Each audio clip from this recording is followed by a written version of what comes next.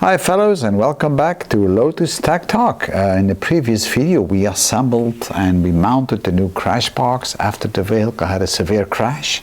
And in this video we're going to install a new radiator, and you see the old one sitting over here, and we'll also install a new radiator shroud. And you can see this is the old one, how it's been ripped apart. You know, it's broken over here. So we have ordered a new one, and that's what we're going to put together today.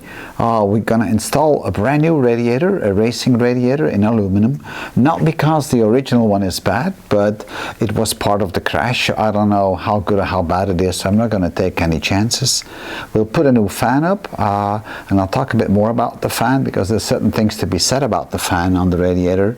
We will put a brand new radiator shroud up, and then we should be kind of okay. With the crash box in place, we will have to install a couple of parts now to make the front nose complete again. And that means installing the tow bar.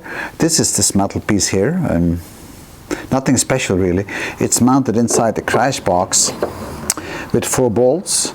And it's there to put an eyelet on, and that's where you're going to tow the Lotus Elise with. It's really strange that you're towing the whole car on a crash box which is glued to the chassis, but that's just the way it is. And some people will say that I should buy an enforced part for this because that is quite solid, but as you can see the lips here are very thin, you know, and I don't think it's more than a millimeter and a half maybe. So that's pretty thin, and that can corrode off, and then of course if you start towing your Lotus Elise, then it breaks off, and then you have a problem because you have to take the clamshell off and all that work. So it's really a pain in the butt to replace that. So if you're planning to tow your Lotus Elise a lot, and I hope you don't have to, then you might want to go for an enforced model. I didn't, because I'm not going to drive this Lotus Elise in the rain or in salty weather, and hopefully I never have to tow it. Hopefully I'm able to fix it good enough. So that's one thing. And once we've done this, then we'll mount the radiator shroud. And I have the old radiator shroud right here. And this is how that part actually fits on it.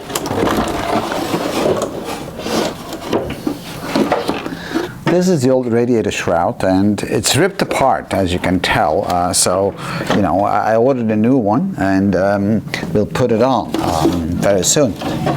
Now, one of the points is that if you take all this old stuff off, don't throw it away, because there's a lot of little clips. You can see these clips here and attachments over here that you can reuse, or you should reuse when you have your new one, because the new structure doesn't come with this. So let me show you the new one.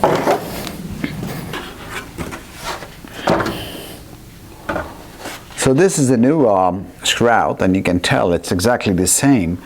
But it doesn't have any of the attachments on it. So the screws, or I don't know what, these clips, it doesn't come with it. So I will have to recover them from the old one and then put it on there. So that's kind of interesting. There's another part, which are those little corners here, which is kind of awkward to see because I don't have those on the new one. These little parts here, so they will have to be undone, and you need to mount them on this side. You can tell it, right? So look, nothing is here on this side, but that part is there on the old one, so I have to remove it and place it on this one. So that's why never throw away the old parts before you have the new parts in place, and then move over all the little attachments you have to move over.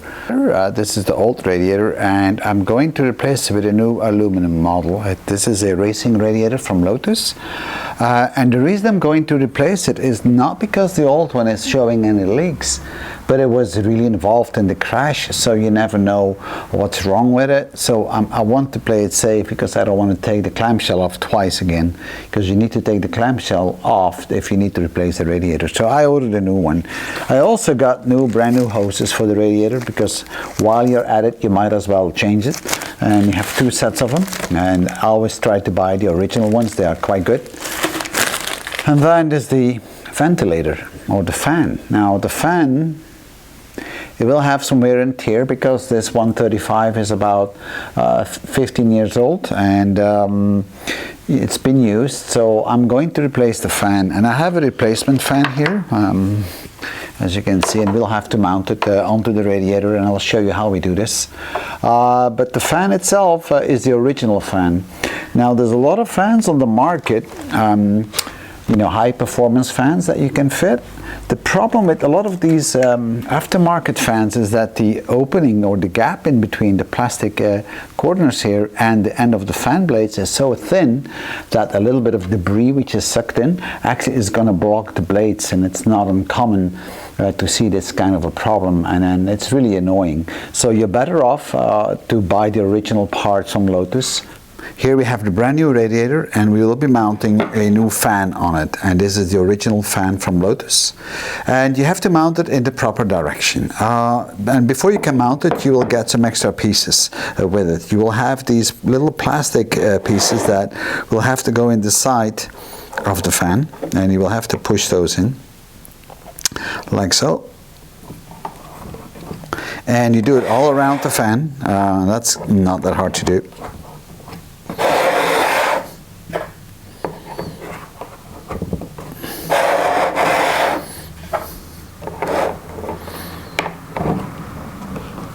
And make sure they sit all the way to the bottom. The next thing we have to do is then to mount the fan onto the radiator. However, you can't do that with bolts and nuts, but you need to use these little brackets, and they have to be riveted onto the radiator. So this is the rivet, and you have to rivet it on like so. So you're going to need a riveting tool, and this is a riveting tool which I'm going to use. It's an old beaten up one, but it still works. And make sure that you place these holders at the right locations, like so. And then after that you can actually mount the fan. Now when you mount the fan, you will see there's a flat side on this. You see this one? That has to lean against the side of the radiator. And then also make sure, so it's going to go on like this, and make sure that the wire, the cable, is going out this way. So that, don't forget that part. And that's all you have to do. After that, the only thing left is to put some clips on so we can actually mount the radiator. But that's another story. So first let's start with mounting the fan. Now, as you can see, between the bracket and the fan, there's little space for the nut or screw. So we're gonna mount those first onto the radiator so I don't damage the honey grate of the radiator itself. So, and it has to sit on it like this, right? So pay attention to that. And the head of the bolt is at the bottom side.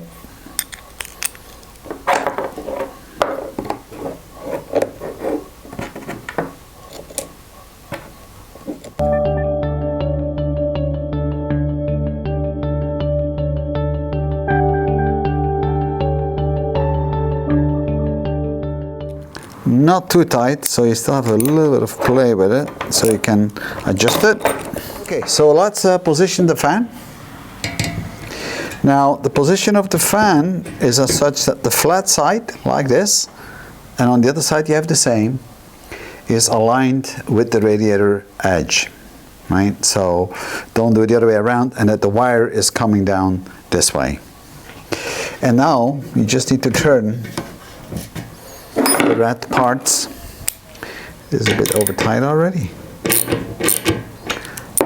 like so.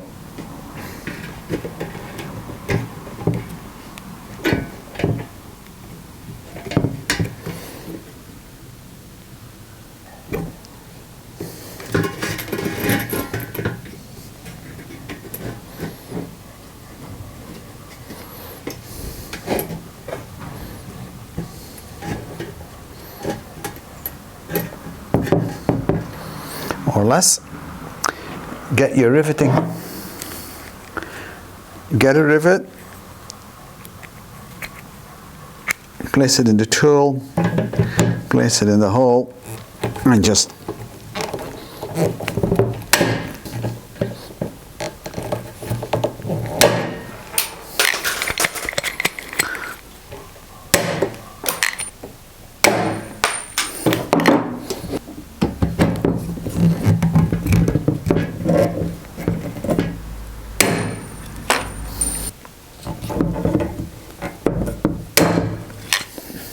So now the radiator is ready to be fitted, and the last thing we need to do is to tighten down these nuts.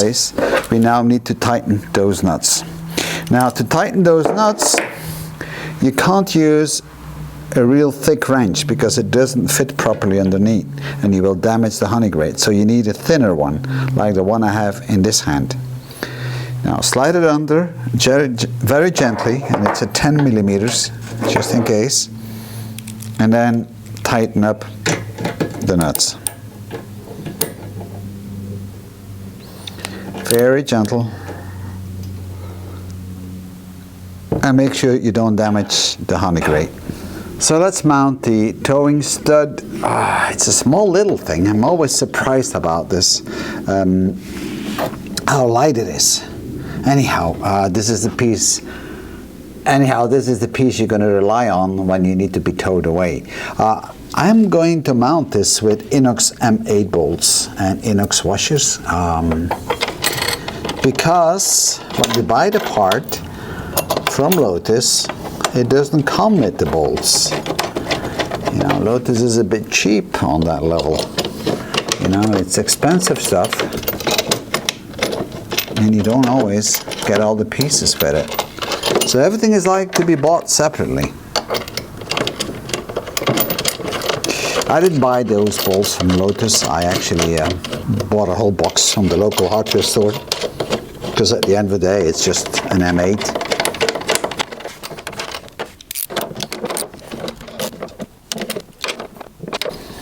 Don't over tighten it, but make it tight enough.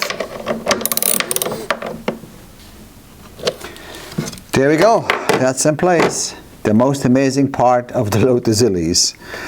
Right, so now we are about ready to start mounting the radiator shroud. Now for that we'll have to remove a lot of the old clips and from the old part, that's why I didn't toss it away, and transplant it on the new part. Let me show you that now, and then we'll mount it. And then finally we'll be able to mount the radiator. So the next step is to remove all the attachments from the old shroud. This is one of those cable loom attachments which we need to recover. The same thing for those. So, and you need to take them out, and those are riveted in, so we're going to drill them out.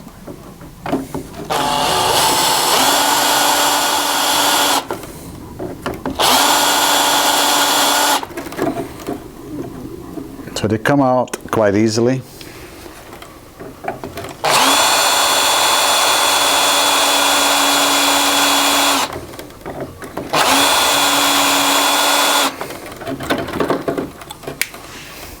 So those are nicely recovered, and we'll use them on the new one. So we're going to put back the original cable loom holders, and therefore I created a little washer, square one. It just was a round one, and you just clip off the edges so it fits inside, like so. And then from the back, we're gonna put a rivet through with a big washer, and we stick it through, and that's all what we have to do. I'm just going to show you one, guys. I'm not going to show you all of them. It's always the same job. There we go.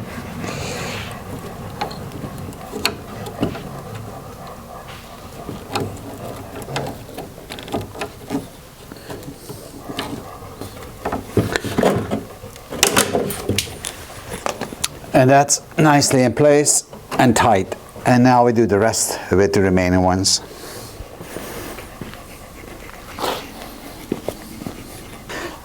And inside you see the square washer that we cut out from a round one, and that's how we can hold it in place. If you don't put the little washer inside, then you may actually break the plastic. So the next thing is mounting these clips, and they have to go on the high side, and you have one on either side of the radiator shroud where you just mount the attachments for the cable loom. And you just need to slide them on. If you have new ones, you can fit new ones, but mine are quite alright, so I'm going to keep them. On this side, it's exactly the same. So now the radiator shroud is ready. Although we still have a few pieces missing on the edges, these parts are still on the old shroud, but I can install those once the shroud is actually on the vehicle, and then we'll install those. So next we're getting the clips ready on the crash box to mount the shroud. Now you have to be careful the way you mount them. So the flat side has to go in the back. Don't forget that. There we go. And in the front, it is just the opposite. The flat side, this is the flat side, guys, needs to go to the front.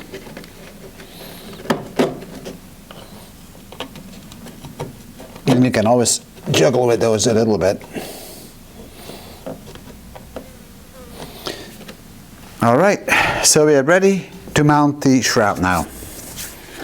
So, before you mount it, make sure that the cabling loom is out of the way, and the cabling loom is over here, so push it on the side here. But you shouldn't forget the cable from the fan to feed it through the shroud. And as you can see, I don't know if you can see it, but here is a cutout, and that's where it has to go through. So make sure you put the cable through. Opening I mentioned before, see how it slides in there, so don't forget to put that cable, because that's the one that's going to the fan. And then the back side of the shroud has to fit behind the crash box, on the flat side of this bracket, or whatever you call it, this clip.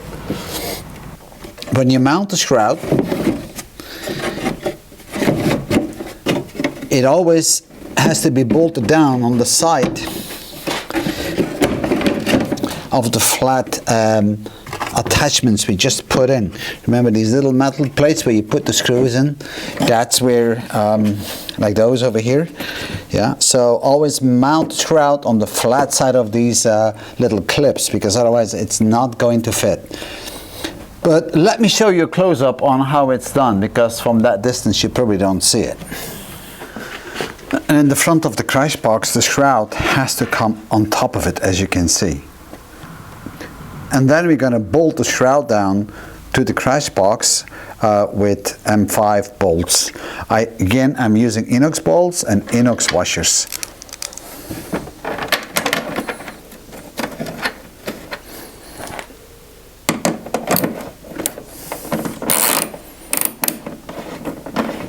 Now don't tighten them down all the way from the beginning. Just place all the bolts first and then start to tighten it down. And here we do exactly the same, but we have to put the bolt from the back.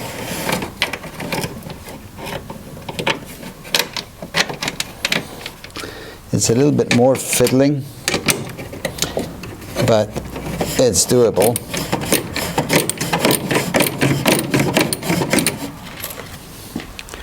And we'll do the next one, which is on the corner, and we have one other on the other corner.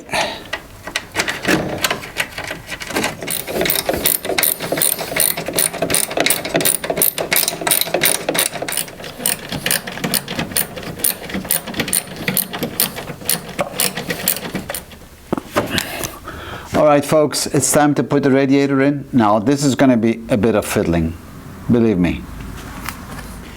And we need to watch out that we don't damage the radiator, because... So let's take it in like this first, as far as we can.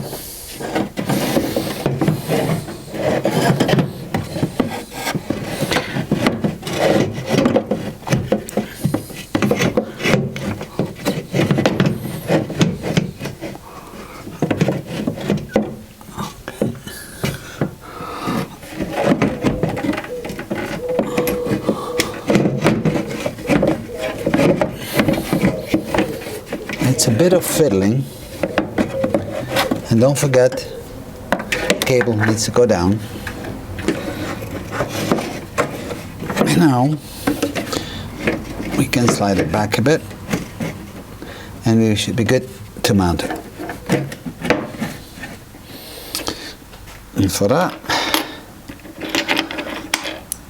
take a bolt.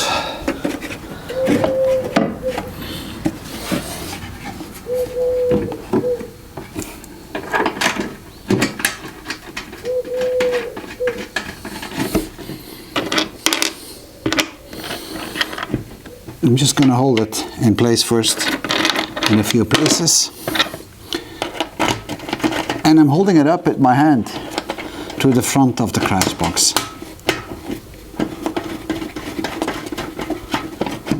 Okay, it's already hanging. We do this side as well.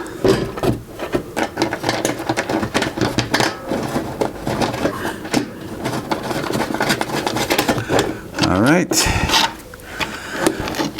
and we do it this side.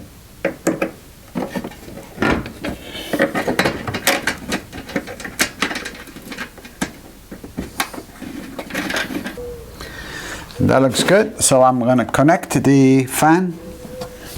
That connector is now all the way in the bottom, but there should be no problem to do that.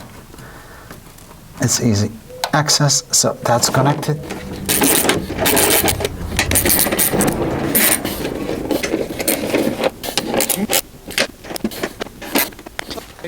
So the radiator is in place, and I still need to tape up the connector of the fan all the way in the crash box, otherwise that's going to make some noise.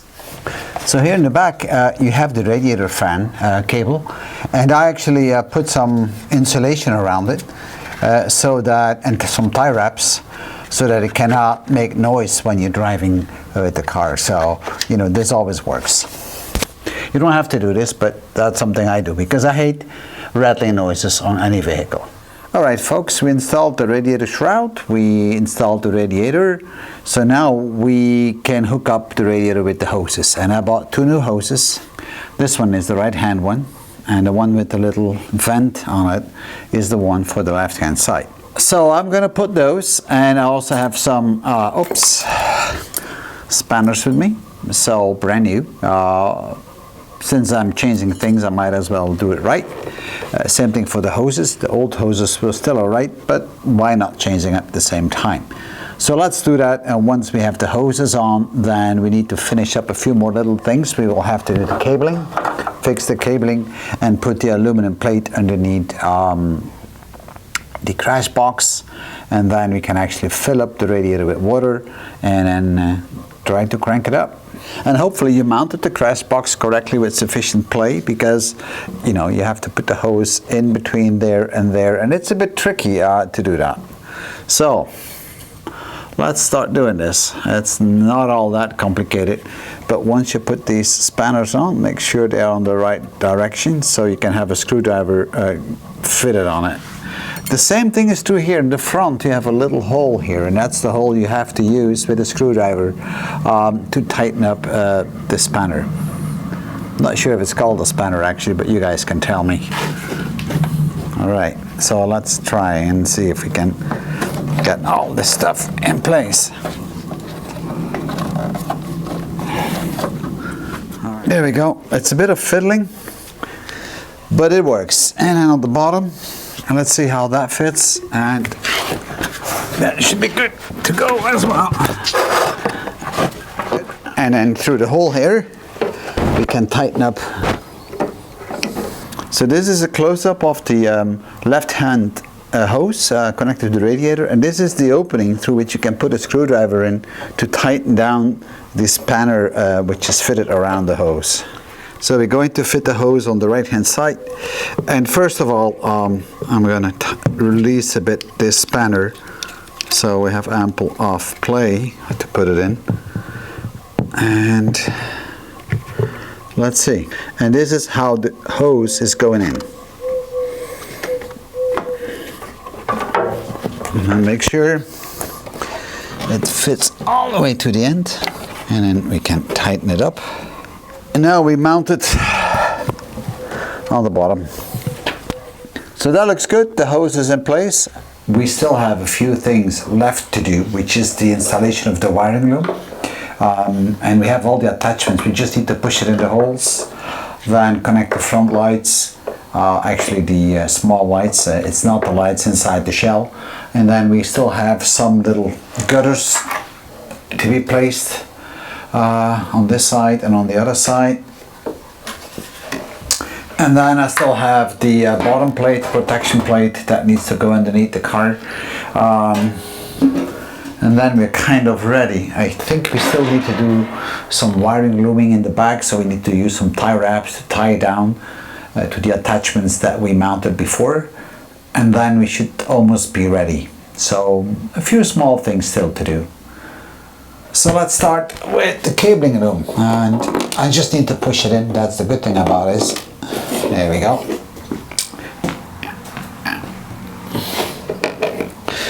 All right, and the rest will be something we will have to deal with once we've got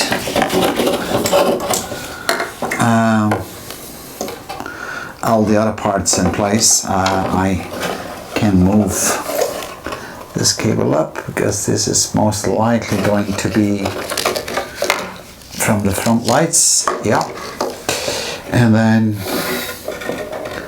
we'll probably have a bit more to deal with the other lights, and that should be it.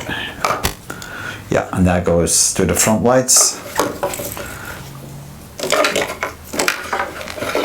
I can leave this for now. Same thing here, this goes to the front lights. And all what's left now is first of all to tighten down the wire loom in the back, fix the wiring loom in place. We'll attach it to these plastic blocks we put on before, and I will use tie wraps because it's made for that, and you need to slide the tabs in between like so.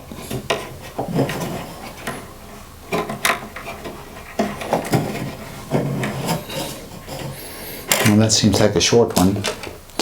I need to use the long ones because otherwise it won't fit.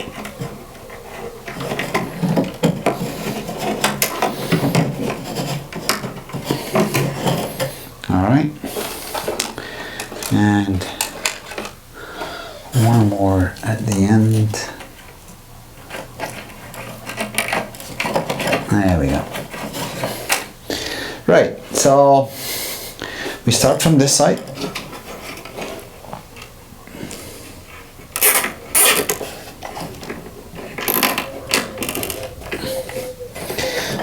And move it over here.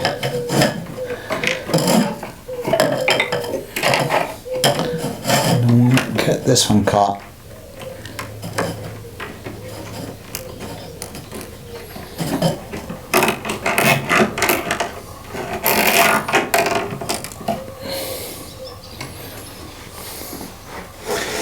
And then the last one.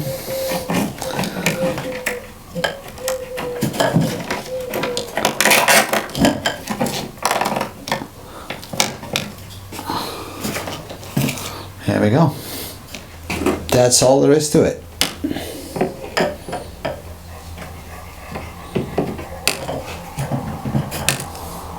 We are now near to the end, and all we need to do is mount these little pieces of plastic.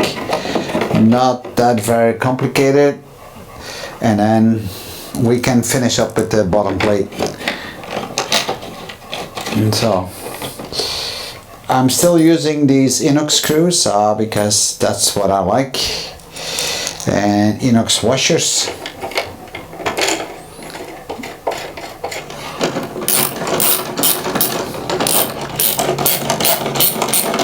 And we also do the other side. And then we should be good to go. So now we need to mount the protection plate.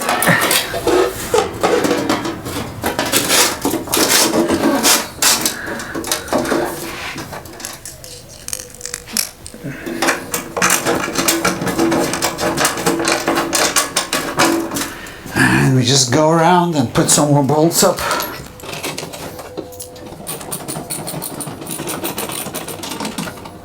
So my dear fellows, we are done. We mounted the radiator shroud, we mounted the radiator, we also installed a new radiator fan. We installed these small gutters, then we put new hoses on, we rerun the cable, the wiring loom, we put the horn on, we put the alarm system on, we bolted on the protection plate underneath. A lot of little things we did, and now it's basically as good as done, except of course the clamshell has to come on. Tomorrow I'm going to fill her up with cooling liquid and we'll crank her up since more than a year and see how it goes. We'll pressurize it and see if we have any leaks. So if you have any comments, feel free to do so, because I'm always willing to learn, and I'll see you in my next video. Bye bye.